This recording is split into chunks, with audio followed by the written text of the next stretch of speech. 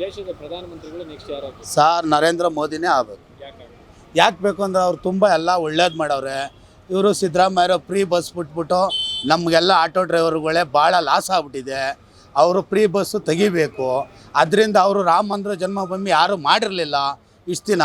ಅವ್ರು ಮಾಡಿದ್ದಾರೆ, ತುಂಬ ಒಳ್ಳೇದಾಯಿತು. ನಮಗೂ ರಾಮ ಮಂದಿರ ಕೈ ಮುಗಿಯೋಕ್ಕೂ ಒಳ್ಳೆ ಅನುಕೂಲ ಆಯಿತು.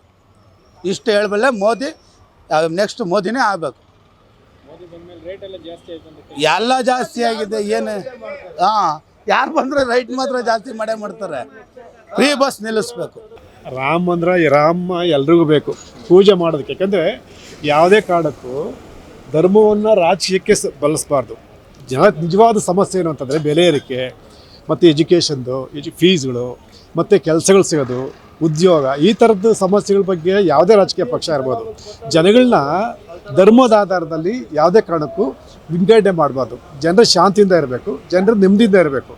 ಈಗ ರಾಮ ಒಂದೇ ನಮಗೆ ದೇಶಕ್ಕೆ ರಾಮ ಮಂದಿರ ಆದ ತಕ್ಷಣ ರಾಮರಾಜ್ಯ ಆಗಲ್ಲ. ಜನರು ಇವತ್ತು ಕೂಡ ಕಷ್ಟ ಅನುಭವಿಸ್ತಾನೆ ಇದ್ದಾರೆ. ಈಗ ಹೇಳಿದ್ರು ಆಟೋ ರಿಕ್ಷಾದವರು ಅವ್ರು ದಿನಕ್ಕೆ ಎಷ್ಟು ಸಂಪಾದನೆ ಮಾಡ್ತಾರೆ? ಸಂಪಾದನೆ ಇಲ್ಲ. ಅಲ್ಲ, ಈ ಥರದ್ದು ಸಾಮಾನ್ಯ ಜನ ಇವತ್ತು ಕೂಲಿ ಮಾಡೋರಿಗೆ ಇವ್ರ ಜೀವನ ಮಟ್ಟ ಸುಧಾರಣೆ ಆಗಲಿಲ್ಲ. ಅದು ಈಗ ನಾವು ಪೂಜೆ ಧರ್ಮ ಒಂದು ಕಡೆ ಮತ್ತು ಇನ್ನೊಂದು ಇದು ಜೀವನ ಒಂದು ಕಡೆ. ಇದು ಇವತ್ತು ಆಗಿರೋದು. ಇವತ್ತೇನಾದ್ರು ಜನಗಳನ್ನ ಒಂದು ರೀತಿಯಲ್ಲಿ ದಿಕ್ಕು ತಪ್ಪಿಸೋಂಥ ಕೆಲಸಗಳಾಗ್ತಾವಲ್ಲ, ಅದ್ರ ಬಗ್ಗೆ ನಾವು ಎಚ್ಚರಿಕೆಯಿಂದ ಇರಬೇಕಾಗತ್ತೆ.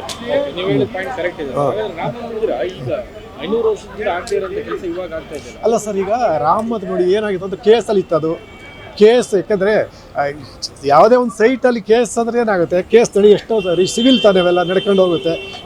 ಅದಕ್ಕಂದರೆ ಯಾರು ವಿರೋಧ ಇರಲಿಲ್ಲ ಅಲ್ಲಿ. ಜನಗಳದ್ದು ಏನೋ ವಿರೋಧ ಇತ್ತಾ, ಸುಮ್ಮನೆ ಇಶ್ಯೂ ಮಾಡ್ಕೊಂಡು ಅದು ರಾಜಕೀಯ ಬಳಸ್ಕೊಂಡ್ಬಿಟ್ರೆ ಕಟ್ಟಿದೇನು ಯಾರು ಕೇಳ್ತಿರ್ಲಿಲ್ಲ. ರಾಮ ಮಂದಿರ ಕಡೆ ಯಾರು ಕೇಳ್ತಾ ಇದ್ರು? ಇಶ್ಯೂ ಮಾಡಬೇಕಾದ ಅವಶ್ಯಕತೆ ಇರಲಿಲ್ಲ. ಯಾರು ಪ್ರಧಾನಮಂತ್ರಿ? ನರೇಂದ್ರ ಮೋದಿ ಅವರೇ ಪ್ರಧಾನಮಂತ್ರಿ ಆಗಬೇಕು. ಇಲ್ಲ, ಈಗ ಎಲ್ಲ ಫ್ರೀ ಕೊಟ್ಬಿಟ್ಟು ಎಲ್ಲ ವ್ಯವಸ್ಥೆ ಸಿಸ್ಟಮ್ ಹಾಳಾಗಿದೆ. ಬಟ್ ಸ್ವಲ್ಪ ಸುಧಾರಣೆ ಆಗಬೇಕಂದ್ರೆ ಅದು ಲೈಫ್ ಲಾಂಗ್ ಇರೋಂಥ ಪ್ಲ್ಯಾನ್ಗಳು ಮಾಡಿ ಅವರೇ ಬೇಕು ಅಂತ ದೇಶಕ್ಕೆ. ರಾಮ ಮಂದಿರ ನಿರ್ಮಾಣ ಆಗ್ತಿದೆ, ಅದ್ರ ಬಗ್ಗೆ ಖುಷಿ ಇದೆ, ಫುಲ್ ಖುಷಿ ಇದೆ. ಬಟ್ 500 ವರ್ಷಗಳಿಂದ ಆಗಿರಲಿಲ್ಲ, ಬಟ್ ಇವಾಗ ಮಾಡಿದ್ದಾರೆ. But great. ಇವ್ರ ಲೆಕ್ಕ ಜಾಗದಲ್ಲಿ ಬೇರೆ ಯಾರೇ ಪಿ ಎಮ್ ಇದ್ರೂ ಕೂಡ ಆಗ್ತಾ ಇರಲಿಲ್ಲ.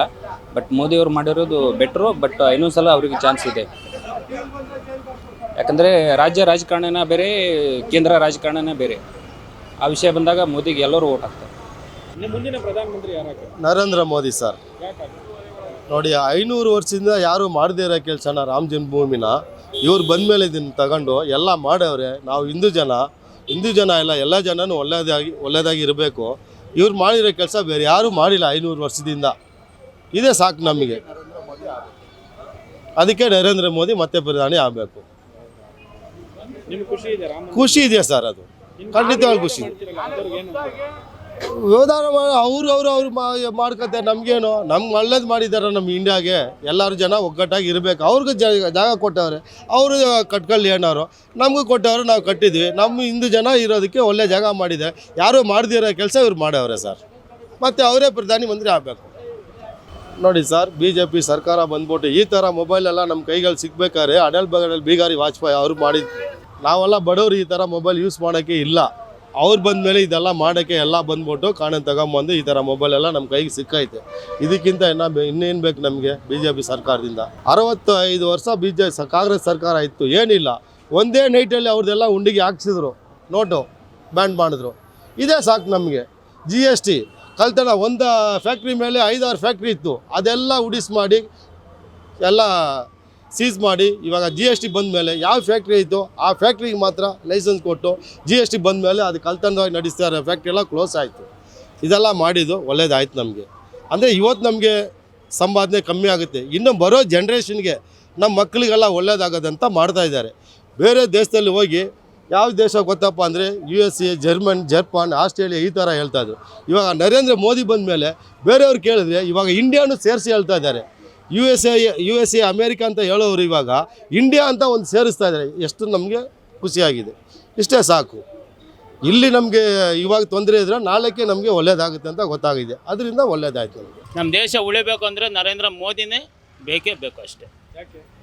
ಒಳ್ಳೆ ವ್ಯಕ್ತಿ, ಅದಕ್ಕೋಸ್ಕರ ಇನ್ನೇನಿಲ್ಲ. ರಾಮ ಮಂದಿರ ನಿರ್ಮಾಣ, ಬಾಬ್ರಿ ಮಸೀದಿ ಎಲ್ಲ ಇದು ಮಾಡಿ ರಾಮ ಮಂದಿರ ಮಾಡ್ತಿರೋದು ಭಾರಿ ಒಳ್ಳೆಯದು. ಹಿಂದೂಗಳಿಗೆ ಭಾರಿ ಒಂದು ಒಳ್ಳೆ ಇದು ಸರ್, ಈ ದೇಶದ ಕಾನೂನು, ಈ ದೇಶದಲ್ಲಿರೋ ಮೋದಿ, ಕಾಂಗ್ರೆಸ್ಸು, ಗೋರ್ಮೆಂಟು, ಇದೆಲ್ಲ ಫೇಕ್. ದಿಟ್ ಈಸ್ ಫೇಕ್, ಹಿಂದಿಯಲ್ಲಿ ಮಾತಾಡ್ಬೇಕು, ಕನ್ನಡದಲ್ಲಿ. ಈ ದೇಶದಲ್ಲಿ ನಡೀತಾ ಇರೋದೆಲ್ಲ ಬರೀ ಅನಾಚಾರ. ದುಡ್ಡುಗೋಸ್ಕರ ಓಟ್ ಹಾಕೋದು, ದುಡ್ಡು. ಇಲ್ಲಿ ಮೋದಿ ಬರ್ತಾನೆ, ಬರೀ ಜಾತಿ ರಾಜಕಾರಣ ಮಾತ್ರ ಮಾಡ್ತಾರೆ. ನಮ್ಮನ್ನು ಉದ್ಧಾರ ಮಾಡೋರು ಒಬ್ಬರು ಇಲ್ಲ. ರಾಮ ಮಂದಿರ ಆಯಿತು, ಕ್ರಿಶ್ಚಿಯನ್ ಏನಾಯಿತು, ಮುಸ್ಲಿಮ್ ಏನಾಯಿತು, ಈ ದೇಶ ಏನಾಯಿತು? ಹಾಂ, ಏನಾಯಿತು? ಈ ಟಿ ವಿ ಯಾವುದು?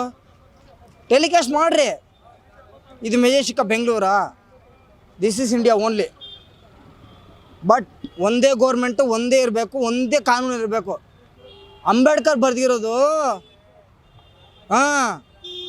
ಅಂಬೇಡ್ಕರ್ ಬರೆದಿರೋದು ಬರೀ ನೀವು ತೊಗೊಂಡು ಇದು ಮಾಡ್ಕೊ.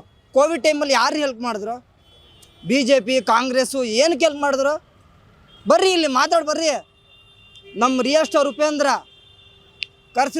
ಕರ್ಸಿ ಮಾತಾಡ್ತೀನಿ.